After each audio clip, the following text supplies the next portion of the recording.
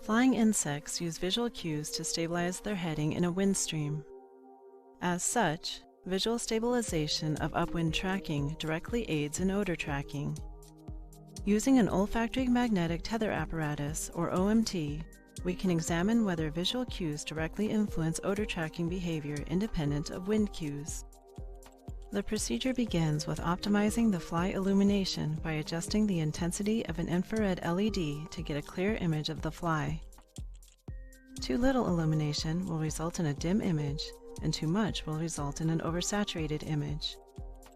Once the fly is properly imaged, analysis software measures body angle in real time.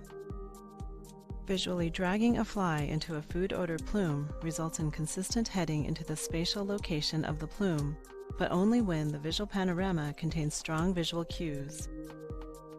Testing the same fly in a visual arena of equal mean luminance, but with no visual edges, results in poor plume tracking as the fly loses its spatial orientation.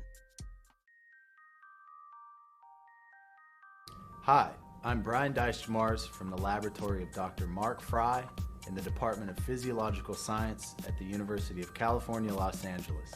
Today, we will show you how to acquire and optimize video images for analyzing body angle in an olfactory magnetic tether apparatus.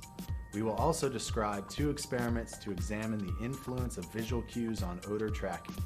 We use this procedure in our laboratory to study visual and olfactory mediated flight control in fruit flies. So let's get started. Optimizing the video image is crucial for the quality of the acquired data. To obtain cleaner images,